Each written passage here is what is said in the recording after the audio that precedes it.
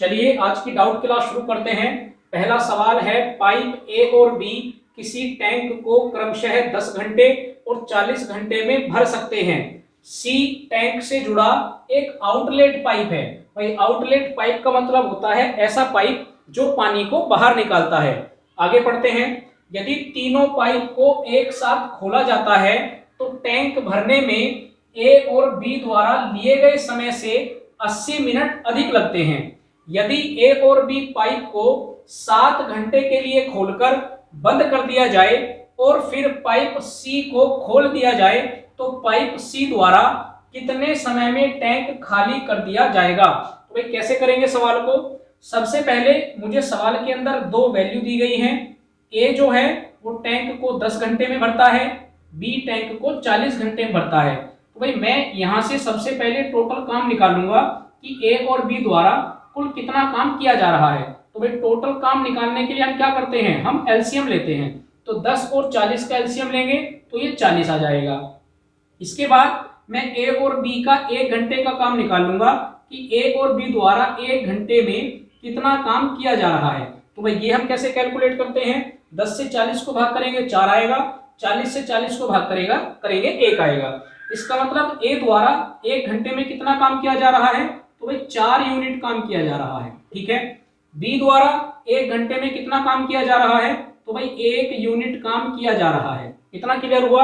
अब अगर हम सवाल को पढ़ते हैं तो यहाँ पर लिखा है, यदि तीनों पाइप को एक साथ खोला जाता है तो टैंक भरने में ए और बी द्वारा लिए गए समय से 80 मिनट अधिक लगते हैं। तो भाई सबसे पहला काम हमारा ये बनता है कि हम वो टाइम निकाल के आए जो ए और बी को एक साथ काम पूरा करने में लग रहा है। भाई ये तो अलग अलग है, तो मैं पहले वो टाइम निकाल लेता हूं जब ए और बी एक साथ मिलकर काम करेंगे तो उनको कितना समय लगेगा।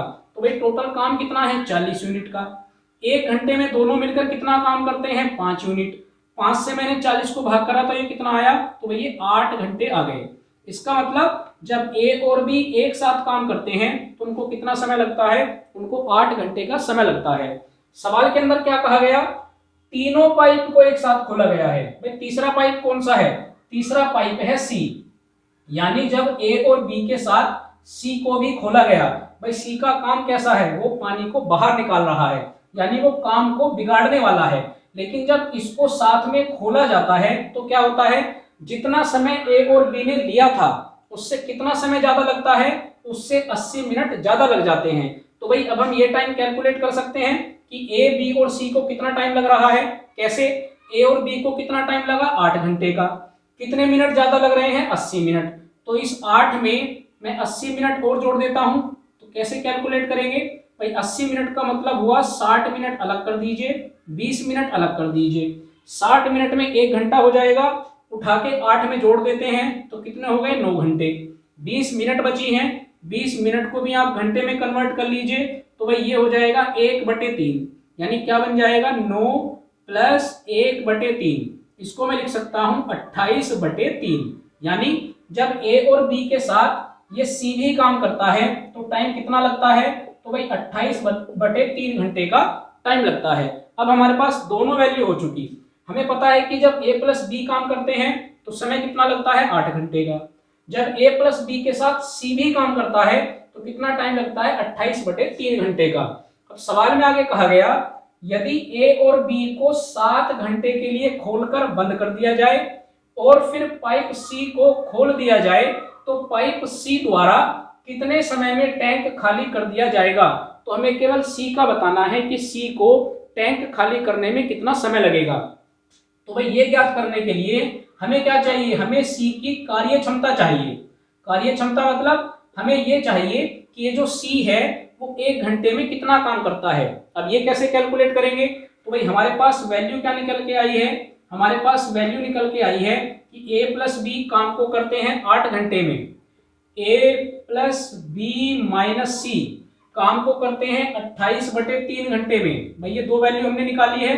तो वापस हम यहाँ से क्या निकालेंगे, हम यहाँ से वापस पहले टोटल काम निकालते हैं। तो भाई टोटल काम निकालेंगे तो एलसीएम लेना पड़ेगा। तो एलसीएम हम लेंगे 8 का और 28 का, नीचे वाली वैल्यू का एलसीएम नहीं लेते हैं। तो 8 और 28 का एलसीएम लेंगे, ये आ जाएगा भाई 56। उसके बाद हम क्या निकालेंगे, उसके बाद हम 1 घंटे का काम निकालेंगे, जैसे हमने यहाँ पर कैलकुलेट किया था। तो भाई यहाँ से कैलकुलेट करेंगे 8 सत्ते 56, यहाँ से कैलकुलेट करेंगे तो 28 से 56 को काटेंगे, 2 बार कटेगा, और ये जो नीचे वाली वैल्यू होती है इसकी गुना हो जाती है, तो 2 की गुना 3 में करें कितना आया 6। अब आप ध्यान से देखिए, जब ए और बी काम कर रहे हैं तो 1 घंटे में कितना काम हो रहा है 7 यूनिट, लेकिन जब ए और बी अपने साथ सी को शामिल कर रहे हैं तो भी काम हो रहा है 6 यूनिट। क्यों? क्योंकि सी काम को खराब कर रहा है। जितना पानी ए और बी भर रहे हैं उसमें से कुछ पानी सी क्या कर देता है, बाहर निकाल देता है। तो भाई ए और बी ने 7 यूनिट काम किया, सी के आने पर 6 यूनिट काम हो रहा है। तो आप कह सकते हैं कि ये जो सी है वो कितना काम बिगाड़ रहा है, वो 1 घंटे के अंदर, इस 1 घंटे के अंदर 1 यूनिट काम ये खराब कर रहा है। तो हमारे पास वो कार्य क्षमता निकल के आ गई जिसकी मैं बात कर रहा था। क्या निकल के आई है कि जो सी है वो 1 घंटे में क्या करता है, वो 1 घंटे में 1 यूनिट पानी को बाहर निकाल देता है। सी की कार्य क्षमता निकल के आई। अब सवाल में कहा गया है कि ए और बी पाइप को 7 घंटे के लिए खोला गया था और उसके बाद इसको बंद कर दिया गया था। तो भाई अगर ए और बी को 7 घंटे के लिए खोला गया, भाई 1 घंटे में कितना काम किया 7 यूनिट, तो 7 घंटे में इन्होंने कितना काम किया होगा, तो भाई काम किया होगा 49 यूनिट। और इसके बाद ए और बी को तो बंद कर दिया गया और किसको चलाया गया, सी को चलाया गया। सी का काम क्या है, पानी को बाहर निकालना। तो ये 1 घंटे में 1 यूनिट पानी बाहर निकालता है, तो भाई 49 यूनिट बाहर निकालने के लिए इसको कितना समय लगेगा, तो सीधी सी बात है कि इसको 49 घंटे ही लगेंगे। या फिर आपको पता है कैसे कैलकुलेट करते हैं, भाई टोटल काम ऊपर आ जाएगा, ये 49 यूनिट 1 घंटे में 1 यूनिट बाहर निकालता है, इससे आप भाग कर देंगे तो आपके पास कितना आ जाएगा, ये आपके पास 49 घंटे आ जाएंगे। चलिए दूसरा सवाल करते हैं। लिखा हुआ है 2 पाइप ए और बी क्रमशः 15 और 25 घंटे में एक खाली टैंक को भर सकते हैं। पाइप सी 20 घंटे में भरे हुए टैंक को खाली कर सकता है। पाइप ए हर समय खुला रहता है। बी और सी को बारी बारी से 1 घंटे के लिए खोला जाता है। यदि बी से शुरुआत होती है तो टैंक कितने समय में भर जाएगा। भाई पहले एक बार आप सवाल को समझ लीजिए। आपसे कहा गया है कि ए और बी टैंक को भरते हैं 15 और 25 घंटे में, सी टैंक को खाली करता है 20 घंटे में, और ये जो पाइप ए है ये हर समय खुला रहता है, मतलब ये लगातार चलता रहेगा। और इसके साथ क्या होगा, बी और सी को बारी बारी से 1-1 घंटे के लिए खोला जाएगा। यानी पहले 1 घंटे में ए के साथ बी रहेगा, अगले 1 घंटे में ए के साथ सी रहेगा, फिर अगले 1 घंटे में ए के साथ बी आ जाएगा। इस तरह से क्रम चलेगा। और शुरुआत किससे होगी, शुरुआत होगी बी से, यानी पहले ए के साथ कौन आएगा, पहले ए के साथ बी आएगा। तो आपसे कहा गया है कि अगर इसी तरह से क्रम चलता रहे तो टैंक कितने समय में भर जाएगा। तो भाई हम क्या करेंगे, सबसे पहले हम तीनों की वैल्यू लिख लेते हैं, ए बी और सी। सी को हम दिखाएंगे माइनस से क्योंकि ये काम को खराब करता है, ये पानी को निकाल रहा है। ए को कितना टाइम लगता है 15 घंटे, बी को लगते हैं 25 घंटे, सी को लगते हैं 20 घंटे। हम सबसे पहले क्या करेंगे, सबसे पहले हम टोटल काम निकालेंगे तीनों का एलसीएम लेके। भाई एलसीएम आ जाएगा हमारे पास 300। अब हम यहां से निकालेंगे 1 घंटे का काम। 1 घंटे का काम कैसे होगा, 15 से कैलकुलेट करेंगे 20 बार कटेगा, 25 से हम काटेंगे 25 एकम 25, 25 दूनी 50, 12 बार कट जाएगा। 20 से काटेंगे 20 एकम 20, 20 पंजे 100। तो ये जो निकल के आया ये क्या है, ए 1 घंटे में 20 यूनिट काम करेगा, बी 1 घंटे में 12 यूनिट काम करेगा और सी 1 घंटे में 15 यूनिट काम करेगा, लेकिन किसमें, माइनस में, ये काम को खराब करेगा। अब सवाल के अकॉर्डिंग चलते हैं। तो जो पहला घंटा होगा उसमें काम कौन कौन करेंगे, उसमें ए और बी काम करेंगे। भाई बी से शुरुआत होती है, ए हमेशा खुला रहता है। तो ये जो पहला घंटा है, पहले घंटे में ए और बी कितना काम कर लेंगे, 20 और 12 टोटल कितना हो गया, तो भाई ये 32 यूनिट काम कर लेंगे पहले घंटे में। ये बात आपको समझ में आई। अब अगला 1 घंटा शुरू हुआ तो अब ए के साथ कौन आ गया, अब ए के साथ सी आ गया, लेकिन ये काम को सुधारने नहीं, ये काम को बिगाड़ने आया है। तो भाई अगर ए के साथ सी आ जाएगा तो काम कितना होगा, भाई ए तो करता है 20 यूनिट, उसमें से ये जो सी है ये 15 यूनिट खराब कर रहा है, तो केवल कितना काम हो पाया, तो भाई केवल 5 यूनिट काम हो पाया है अगले 1 घंटे में। तो अगर हम कैलकुलेट करेंगे तो कुल 2 घंटे के अंदर, भाई 1 घंटा पहला और 1 घंटा उससे अगले वाला, कुल 2 घंटे में कितना काम हुआ, तो आप इन दोनों को जोड़ दीजिए तो आप बोलेंगे कि भाई 2 घंटे के अंदर कुल 37 यूनिट काम हुआ है। इतनी बात क्लियर है। अब फिर तीसरा घंटा शुरू होगा तो ए के साथ कौन आएगा, बी आएगा। फिर चौथा घंटा शुरू होगा, ए के साथ कौन आएगा, सी आएगा। इस तरह से प्रोसेस चलता रहेगा, कब तक, जब तक टैंक भर नहीं जाता।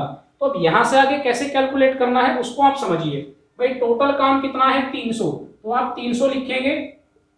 जितना काम इन्होंने 2 घंटे में किया है उससे आप इसको भाग कर दीजिए। तो भाई 37 से हम 300 को भाग कर देंगे।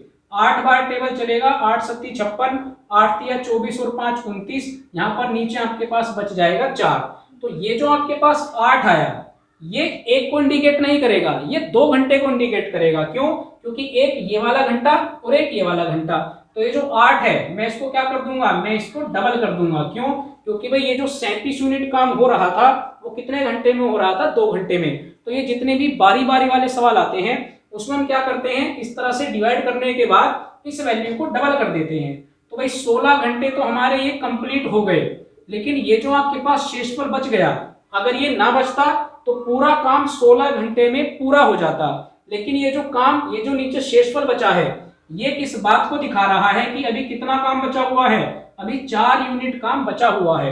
कितने घंटे निकल गए, 16, 4 यूनिट काम बचा हुआ है। अब जब अगला घंटा शुरू होगा तो काम करने के लिए कौन आएगा, मैं शुरुआत किससे करी थी, बी से। तो ए के साथ कौन आएगा, ए के साथ बी आएगा। और हमें पता है कि ये 1 घंटे में कितना काम करते हैं, भाई ये 1 घंटे में 32 यूनिट काम करते हैं। लेकिन हमें इनसे केवल 4 यूनिट काम कराना है, तो हम क्या करेंगे, हम 4 के नीचे 32 को रख देंगे। इस तरह से हम ये कैलकुलेशन करते हैं। जितना हमारा शेष काम बचा हुआ है उसको हम ऊपर रखेंगे और जितना काम ये घंटे में कर लेते हैं उसको हम नीचे रखेंगे। इसको हम कैलकुलेट करेंगे, 4 × 4, 4 × 8 32। तो कुल मिला के कितना आ जाएगा, भाई 16 घंटे ये पहले थे, आगे कितना आ गया 1/8। तो टोटल 16 सही 1/8 घंटे में ये टैंक पूरा भर जाएगा। आई होप कि दोनों सवाल आपको अच्छे से समझ में आए हैं। थोड़े लेंथी सवाल हैं तो आप वीडियो को जब 1 से 2 बार देखेंगे तो आपको ये दोनों क्वेश्चन अच्छे से समझ में आ जाएंगे। फिर भी अगर कोई डाउट अगर रहता है तो वो आप मुझे कमेंट बॉक्स में लिख के बता सकते हैं। इसके अलावा मैंने आपको हर क्लास में कहा है कि आपके जो भी डाउट्स मैथ या रीजनिंग के आ रहे हैं वो आप मुझे व्हाट्सएप पर भेजते रहिए। 9997172170 ये मेरा व्हाट्सएप का नंबर है। जो भी आपके डाउट्स आते हैं उसी के आधार पर मैं आप लोगों के लिए क्लास प्रोवाइड कराता हूं। तो फिलहाल आज की क्लास में इतना ही है। अगली क्लास में कुछ नए डाउट वाले क्वेश्चन के साथ वापस आप लोगों से मुलाकात होगी। Thank you.